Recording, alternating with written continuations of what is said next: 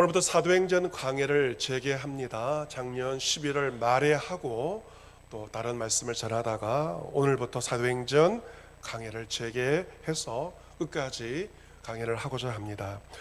본문의 말씀은 사도 바울이 벨릭스 총독 앞에 서는 장면인데요. 본문의 배경은 로마 제국을 배경으로 하고 있습니다. 여러분께서 로마를 가보시든 로마 제국의 흔적이 있는 그리스 토끼를 가보시면 로마 제국이 참 대단한 나라인 것을 보게 됩니다. 건축물이 지금도 남아있고 로마 제국 시대의 도로가 2000년 동안 계속 있는 것을 보면서 대단한 제국이었다 하는 것을 보게 되고, 이 로마 제국이 도로와 건축을 잘하였다면 또 하나 유명한 것이 법입니다. 로마의 법과 사법 체계가 굉장히 유서 깊은 전통을 가지고 있는데, 오늘 본문 말씀을 통하여서 2000년 전 로마 제국 당시의 사법 체계에 대해서 재판의 모습을 우리가 보게 됩니다. 지금 바울은 로마의 벨릭스 총독 앞에 서 있고 총독 앞에서 재판을 받고 있습니다. 재판을 받는다는 것은 별로 유쾌한 일은 아닙니다. 1절부터 9절까지는 유대인들이 바울을 고소하는 내용이 있고 10절부터 21절까지는 이에 대해서 바울이 변론하고 오늘 본문에서 총독 벨리스가 판결을 내리는 그러한 구조로 되어 있습니다. 당시의 대제사장 아나니아는 장로들과 변호사 더둘로와 함께 총독 앞에서 사도 바울을 고발을 하게 됩니다. 이 더둘로가 바울을 향해서 무엇을 말하는가? 너는 전염병과 같은 자다. 인신 모독하는 말을 하게 되죠. 너는 코로나 바이러스와 같은 자다. 이런 말을 하게 됩니다. 그러면서 이 더둘로가 바울의 제목 3가지를 고발을 합니다. 첫 번째로 바울을 소요하게 하는 자라고 고발합니다. 천하에 흩어진 유대인을 다 소유하게 하는 자라고 말합니다. 이 소유한다는 것은 다르게 말하면 반란을 일으킨다. 로마 쪽으로 봐서 가장 중대한 범죄가 반란죄인데 이 바울은 반란을 일으키는 자다라고 로마의 총독에게 이야기를 합니다. 우리나라 사법체계에서도 내란죄는 사형까지 구형할 수 있는 중범죄로 다루지 않습니까? 그런데 더둘로가 바울에게 유대인을 소유하게 한다는 내란죄 제목을 붙이고 있는 것은 무슨 말입니까? 바울을 죽이려고. 그런데 그 제목을 소요죄를 가지고 바울을 고발하고 있는 것이죠. 두 번째로 바울을 나사렛 이단의 우두머리이다. 나사렛 예수를 따르는 이단의 우두머리라고 그렇게 고발하고 있습니다. 세 번째 제목은 그가 성전을 더럽게 하려 함으로 우리의 성전을 지키기 위해 그를 잡았다라고 말합니다. 여러분, 이 3가지는 전혀 근거가 없는 말도 안 되는 그러한 제목을 유대인들이 바울에게 붙이고 있는 것입니다. 총독은 이제 그 고소가 끝난 다음에 바울에게 변론을 할 수 있는 기회를 주게 됩니다. 이 더둘로가 바울에 대해 굉장히 과격하게 전염병 같은 자라고 하면서 과격하게 말을 하였지만 바울은 절대로 흥분하지 않습니다. 매우 침착하게 말을 하고 있습니다. 내 사건에 대해서 내가 기꺼이 변명한다, 즐겁게 변명한다 라고 말하고 있는 것이죠. 바울은 잘못한 것이 없기 때문에 전혀 위축되지 않고 오히려 즐겁고 기쁘게 당당하게 자신에 대해서 변호하고 있습니다. 바울은 자신 유대인들 같이 하나님을 섬기고 구약 성경을 다 믿는다. 유대인들처럼 바리새인들처럼 부활의 소망을 가지고 있다라고 말합니다. 그 부활의 소망은 의인의 부활만이 아니라 악인의 부활까지 포함하는 것입니다. 의인의 부활은 상을 받기 위한 부활이라면 악인의 부활은 심판을 받기 위한 그러한 부활인데, 나에게는 부활의 소망이 있고 그 부활은 의인만이 아니라 악인들도 부활한다. 이것을 말합니다. 이 부활의 신앙이 있기 때문에 나는 하나님과 사람에 대하여 항상 양심에 대하여 꺼리낌이 없기를 힘쓰며 나는 살고 있습니다. 여러분, 부활의 소망을 가진 자는 어떻게 세상을 살아갈까요?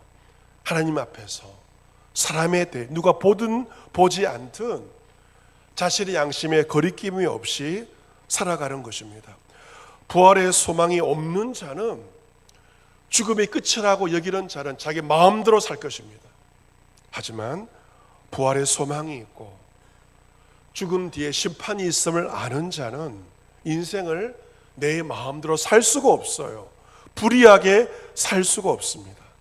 바울은 나에게 부활의 영원한 소망이 있기 때문에 양심에 부끄럽지 않게 살고 있고 하나님을 향하여 사람들 앞에서도 한 점 부끄러움이 없이 나는 살았습니다 라고 말을 하고 있고, 나는 성전에서 흠을 잡힐 만한 일을 하지 않았습니다.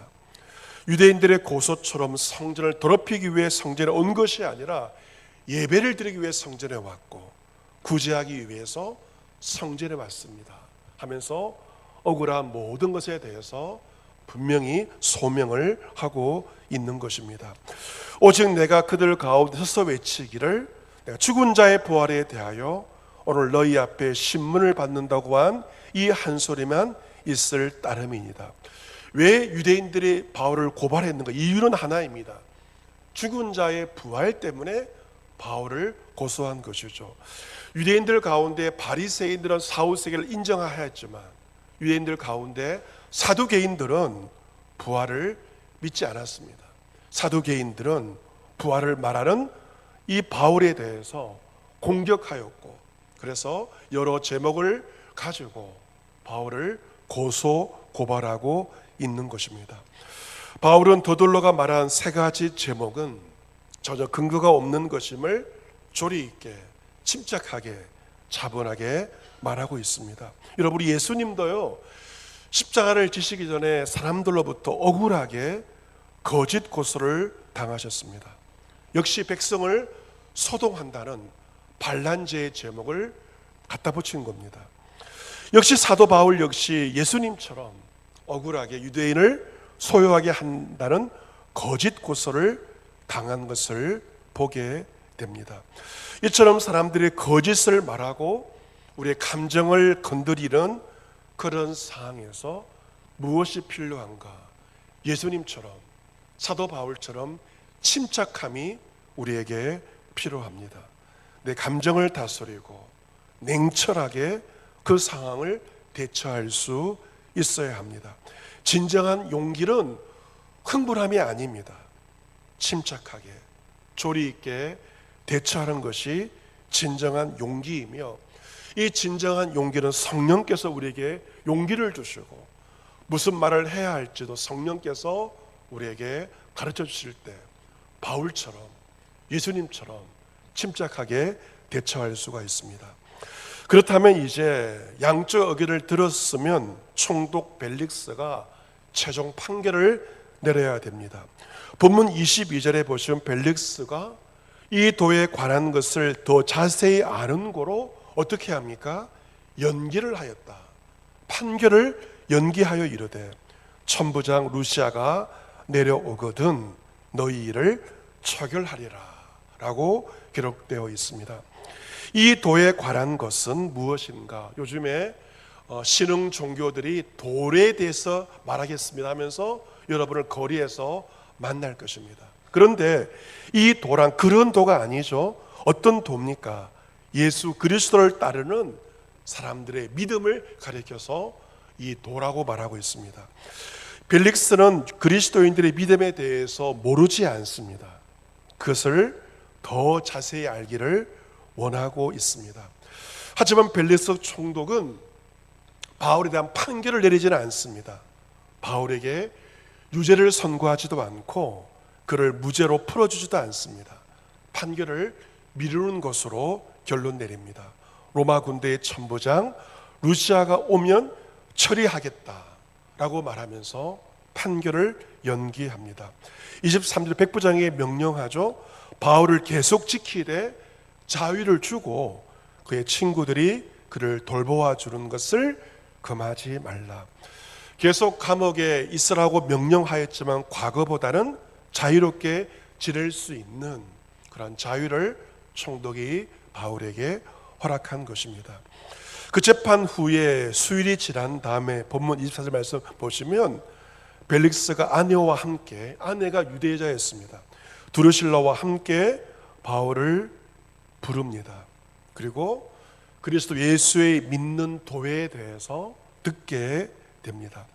이 두 번째 만남은 재판정에서의 공식적인 만남이 아니고 사적인 그러한 만남이라고 할 수가 있습니다.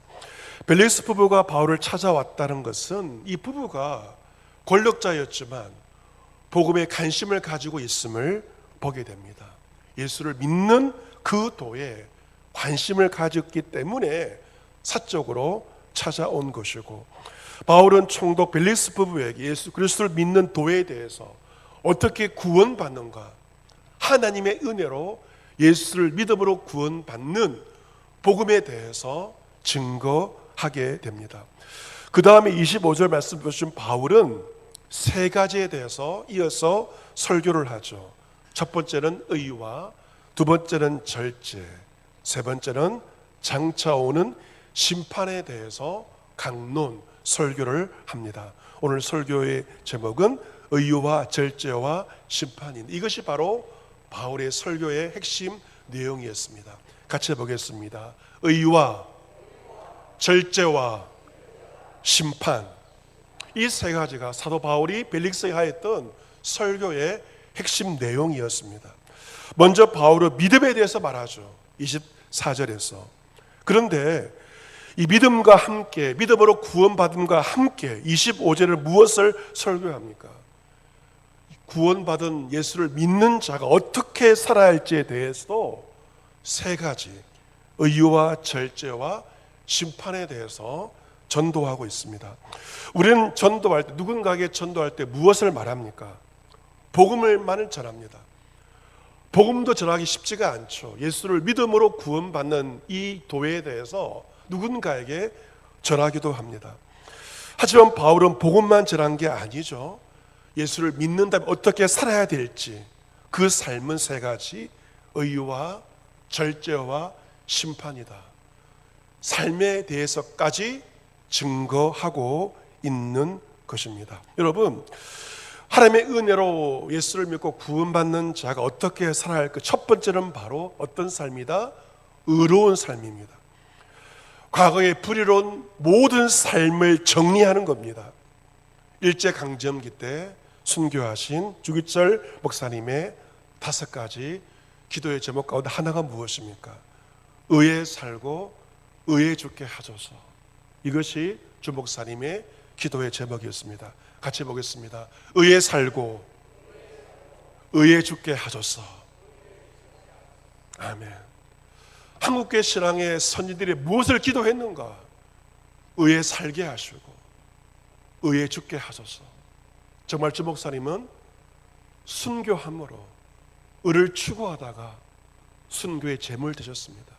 한국교회 신앙의 선진들은 의에 살고자 하였고 의에 죽는 것이 그들의 기도의 제목이었는데, 바울 역시 의로운 삶에 대해서 불의를 정리하고 의로운 삶을 살 것을 총독 벨릭스에게 설교한 것입니다. 두 번째는 절제의 삶입니다. 욕망을 추구하고 욕심 부리며 사는 것이 아닙니다. 예수를 믿는 자들은 욕망과 욕심을 절제하는 그러한 삶을 살아가는 것입니다. 이 모든 것을 가능케 하는 것이 무엇인가? 장차 오는 심판입니다. 지금 바울은 총독 앞에 심판을 받고 있죠. 또 하나의 중요한 심판이 있습니다. 장차 올 심판, 예수 그리스도 앞에서 받게 될 심판에 대해서 말하고 있습니다. 성경은 한번 죽는 것은 모든 사람에게 정해진 것이지만 그 후에는 무엇이 있다? 심판이 있다. 죽음 다음에 예수 그리스도 앞에 받게 될 심판이 있다는 것입니다. 여러분, 그 심판이 있음을 아는 자는 이 땅을 살면서 어떻게 삽니까? 의롭게 삽니다. 절제하며 삶을 살게 됩니다. 바울은 장차 올 더 중요한 주님의 심판이 있음을 알았기 때문에 하나님과 사람에 대해 양심의 거리낌이 없이 그렇게 살았고, 총독 벨릭스에게도 그렇게 살라고 요구하고 있는 것입니다. 여러분, 여러분께서 주일날 교회에 오셔서 어떤 설교를 듣기를 원하십니까? 여러분이 원하는 설교를 어쩌면 위로를 받고 격려를 받는 그 설교를 원할지도 모릅니다. 한 주간 치열한 상에 살면서 지쳐있는 여러분이 교회에서만큼은 내가 위로받고 격려받는 그러한 설교를 원하실지 모르겠습니다. 또한 나의 고단한 현실의 문제를 해결할 수 있는 비결을 아는 그러한 설교를 듣기를 원하실지도 모르겠습니다. 하지만 바울은 총독 벨릭스에게 그런 설교를 하지 않았습니다. 복음을 전하였고요, 복음에 합당한 삶은 의와 절제와 심판임을 총독 벨릭스에게 설교하였습니다. 여러분, 여러분이 원하는 위로와 격려가 있고 여러분이 듣기를 원하는 설교가 있지만 진정한 설교는 무엇입니까? 예수 그리스도의 복음, 그리고 복음에 기반한 의와 절제의 삶은 가장 강력한 위로가 될 수가 있고 가장 강력한 삶의 회복이 되기 때문에 바울은 복음과 복음에 합당한 삶을 벨릭스에게 설교하였습니다. 이 바울의 설교를 듣자 총독 벨릭스가 두려워합니다. 여러분, 정말 좋은 설교는 무엇입니까? 은혜 받았습니다. 물론 그것도 좋은 반응이지만 그 설교를 듣고 벌벌 두려워 떠는 설교, 하나님의 심판의 말씀 앞에 두려워 떠는 설교, 너무도 무서워서 하나님이 두려워서 벌벌 떨 수 있는 그 설교가 좋은 설교입니다. 바울의 설교를 듣고 총독 벨릭스가 두려워합니다. 하지만 벨릭스가 어떻게 말합니까? 지금은 가라, 내가 틈이 있으면 너를 다시 부르겠다라고 말을 합니다. 이 벨릭스에 대해서 로마 역사가 타키투스는 이렇게 말했습니다. 이 벨릭스는 온갖 수치스러운 짓을 하면서도 벌을 받지 않아도 된다고 믿는 그런 사람이었다는 것이죠. 잘못된 많은 짓을 하였지만 나는 벌 받지 않을 거야, 그런 마음을 가지고 벨릭스가 살았던 것입니다. 바울의 설교를 듣고 벨릭스가 두려워하기는 하였지만 더 중요한 회개를 하지는 않았습니다. 다음을 기약하며 회개할 수 있는 그 좋은 기회를 총독 벨릭스가 놓쳐버리고 말았습니다. 여러분, 우리 예수님께서 공생의 사역을 시작하시면서 갈릴리에 오시면서 제일 먼저 선포하신 말씀은 무엇입니까? 회개하라. 회개를 요구하십니다. 회개하라, 천국이 가까이 왔느니라. 주님의 일성은 바로 회개를 요청하신 것입니다. 이 땅에서 하늘로 승천하시면서 제자들에게 무엇을 요청하십니까? 예수의 이름으로 제사함을 얻게 하는 이 회개가 예루살렘부터 모든 족속에게 전파될 것이며 너희는 모든 일의 증인이다. 제자들에게 회개의 복음을 전파할 것을 예수님께서 명령하셨습니다. 여러분, 초대 예루살렘 교회는 회개로 시작되었습니다. 사도 베드로가 설교하고 회개하시오 라고 외쳤을 때 3,000명이 회개하였습니다. 회개하여 예수의 이름으로 세례받고 제사함 얻으라, 그러면 성령을 선물로 받을 것이다. 설교를 들은 사람은 회개하였습니다. 가슴을 치며 회개하였고 세례받았고 그날에 제자의 수가 3,000이나 더하였던 것입니다. 하지만 총독 벨릭스는 바울의 설교를 들었지만 두려워하기를 하였지만 끝끝내 회개하지는 않았습니다. 그는 우유부단한 사람이었던 것이죠. 여러분, 벨릭스와 바울의 관계가 어떤 관계입니까? 바울은 제수의 신분이죠. 총독 벨릭스가 자신의 목줄을 쥐고 있습니다. 하지만 바울은 재판 과정에서 자신이 풀려나는데 별 관심이 없습니다. 최고의 권력자 총독을 향해서 회개하시오, 복음을 담대하게 선포하며 전하고 있고, 그가 회개하여 예수를 믿을 것을 원하고 있는 것입니다. 하지만 이 벨리스 총독은 바울에게 돈을 받을까 바라는 거로 더 자주 불러 이야기하였더라. 바울의 관심이 복음이었다면 벨릭스의 관심은 복음이 아니었고 돈이었습니다. 바울에게 어떤 돈을 받을까 기대하고 더 자주 불러서 이야기를 나누었던 것이죠. 그리고 27절 말씀 보시면, 이태가 지난 후 2년이 지난 다음에 보르기오 베스도가 벨릭스의 소임을 이어받으니 벨릭스가 유대인의 마음을 얻고자 하여 바울을 구류하여 두니라, 결론적으로 말씀하고 있습니다. 이 총독 벨릭스는 2년 후 새로운 총독인 베스도가 부임할 때까지 2년 동안 바울에 대한 판결을 내리지 않습니다. 계속 연기합니다. 왜 바울을 감옥에 계속 가두어 두었는가? 이유는 바로 유대인의 마음을 얻기 위함입니다. 당시 유대인들은 바울을 싫어하였고 바울이 복음 전환을 원치 않았고 감옥에 있는 것을 원하였기에 벨리스 총독은 바울을 계속 감옥에 가두어 두었던 것입니다. 여러분, 이 총독 벨릭스 로마의 고위 관료였습니다. 하지만 그는 무엇이 참과 거짓인지를 분별하지 못하고 선택하지 못합니다. 그리고 사람들의 마음을 얻는 쪽으로만 처신하며 시간만 때우고 있는 것입니다. 어쩌면 이러한 벨릭스의 모습이 이 시대 정치인들의 모습일 수도 있습니다. 지도자들의 모습일 수도 있습니다. 우리는 그러한 정치인들을 비판하기도 하고 투표를 통해서 심판하기도 합니다. 하지만 가만 생각하면 그들의 모습은 바로 나의 모습이에요. 다른 사람 모습이 아니라 나의 모습입니다. 나 역시 복음의 말씀을 들었지만 즉시 반응하지 않습니다. 회개하지 않잖아요. 두려워하기를 하지만 회개하지를 않고 다음으로 미루어 버립니다. 복음에 합당한 삶, 의와 절제의 삶을 살지 못하고 욕망을 추구하며 다른 사람들과 똑같이 세상의 방식으로 여러분은 살고 있지 않습니까?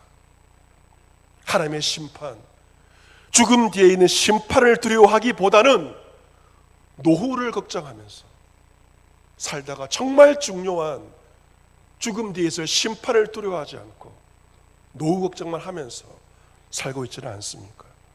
복음에 관심이 있습니까? 돈에 관심은 있죠. 하지만 복음에는 별로 관심을 가지지 않고 여러분도 살고 있지 않습니까? 주님의 뜻을 쫓고 주의 뜻을 따르는데 관심이 있나요? 대신 사람들의 눈치를 보고 사람들의 마음을 얻는 것에 관심을 가지면서 살고 있지 않습니까? 우유부단한 벨릭스의 모습은 바로 나의 모습입니다. 내가 그렇게 살고 있습니다. 하지만 우리는 바울의 말씀을 통하여 복음에 합당한 삶이 무엇인지를 알게 됩니다. 그것은 바로 의와 절제와 심판입니다. 이번 한 주를 살아가시면서 불의한 선택을 하지 마십시오. 의를 따라 살아가시고 의로운 편에 서셔야 됩니다. 우리 한국교회 신앙의 선진들처럼 의에 살고 의에 죽는 것입니다.